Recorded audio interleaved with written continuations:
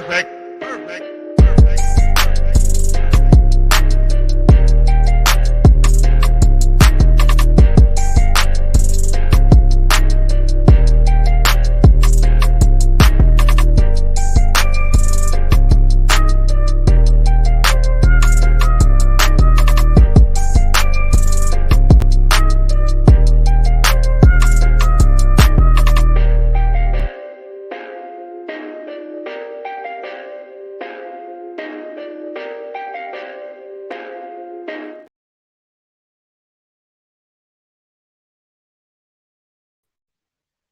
All right, everybody, what's going on? And welcome to today's edition of SWAC Talk. Of course, this is the show we cover the SWAC inside and out. And of course, I'm your tour guide around the SWAC Sea Wells. And as you can see from the title of this, this is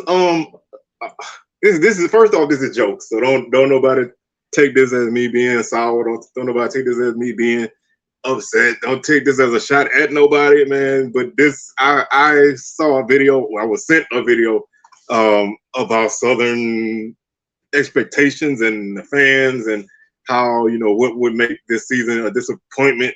So I just wanted to respond to it. And like I said, man, this is just jokes. I literally just hopped on here on a Saturday after I got all work just to throw something on video. So don't take this as nothing, you know, ain't no shots at nobody, but I'm gonna say what I do because that's what I do.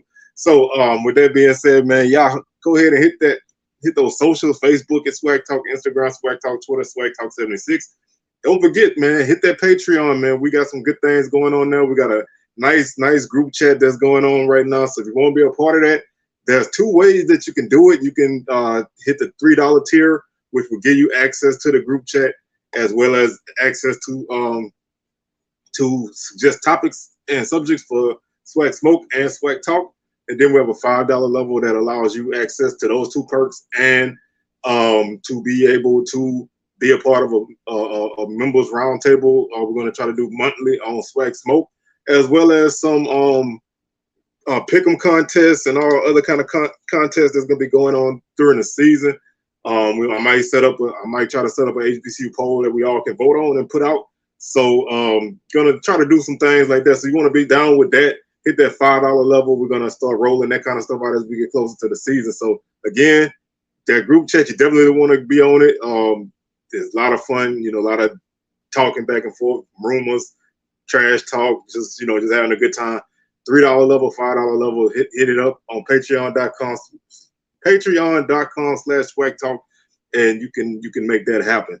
Also, don't forget to subscribe to the channel, man. We are very, very close to 900, man. We're making our way there, and then we'll be up to that 1K. So if you haven't subscribed already, man, please hit that subscribe button, hit that notification bell to be alerted to when videos drop like this one that's not dropping on a normal day.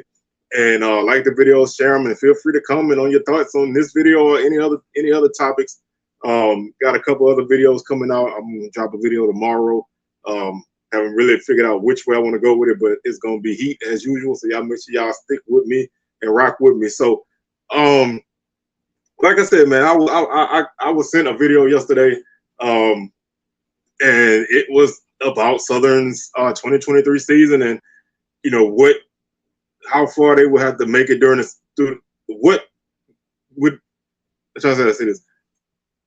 how far they, what goal would they have to achieve to not make their season be a disappointment. And this video said that Southern would have to win the Celebration Bowl, otherwise their season would be viewed as a disappointment. Now, I'm of two minds of this.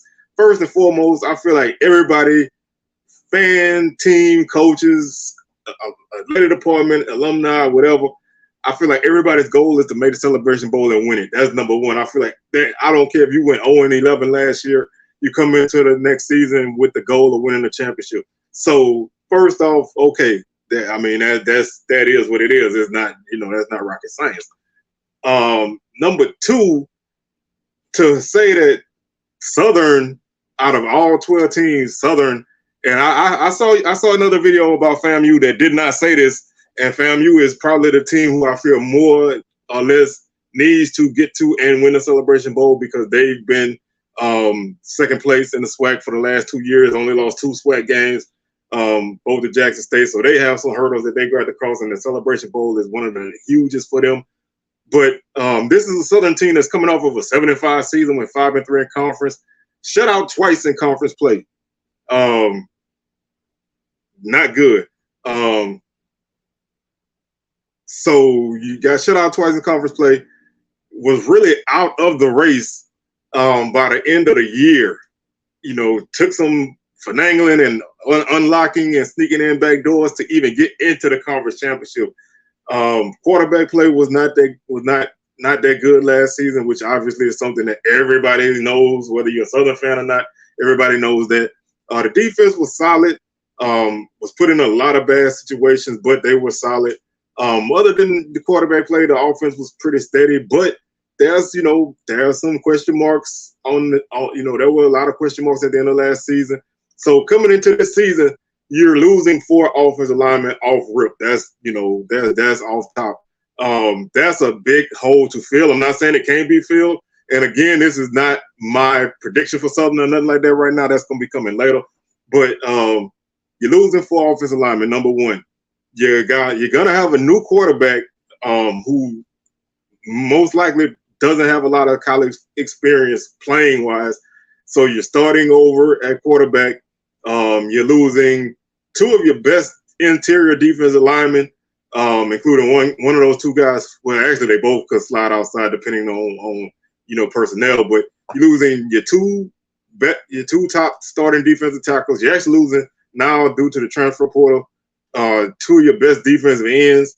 You're losing an all-conference safety. And so you have holes to fill on this team. Now, that's not to say that they can't be filled. That's not to say that Southern is going to have a losing season or Southern's going to be garbage or whatever. But that's a lot of holes to fill. So when you're a team who, wasn't necessarily viewed as a team who should have been in the championship, and I feel like you can ask anybody. You can ask, I'm not going to, fan-wise, I feel like you can ask anybody, and they'll tell you that Southern most likely should not have been in the championship game. I'm a Southern fan. I said it myself. I've told that story multiple times about that second to last Saturday in November, and how I just knew that it was over, so I didn't even pay attention. But this is a team who comes in with a lot of questions.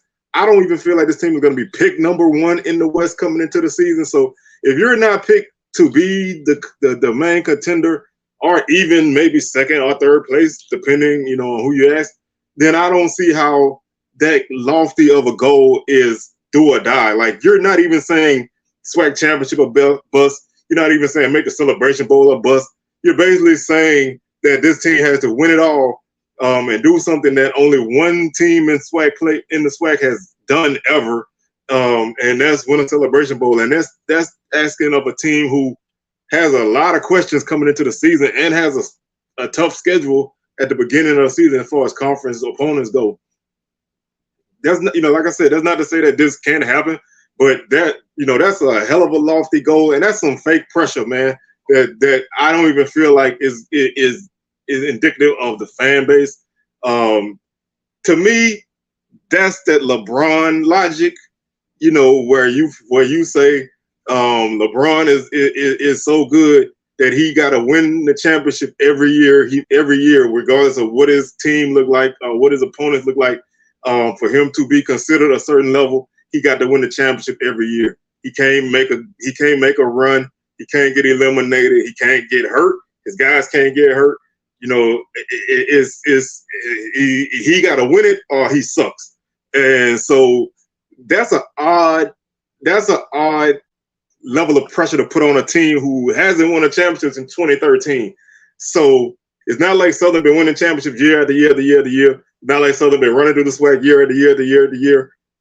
That's a crazy standard to hold somebody to. And and your only reason is because the fans talk trash. Well, let me give you a newsflash.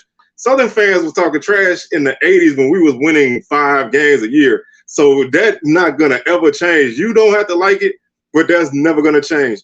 And saying that is not gonna make people from Southern feel a different way. It's only gonna make them feel the way they feel, because that's how we've always been. So to me, I feel like that's a crazy amount of pressure to put on a team who's not even right now, as we see the number 1 contender in the division. And then, then it's going to be my last thing, and I'm going to hop over this. This was the funniest part to me. You call Southern the Dallas Cowboys of the SWAC because we haven't won a championship in 10 years.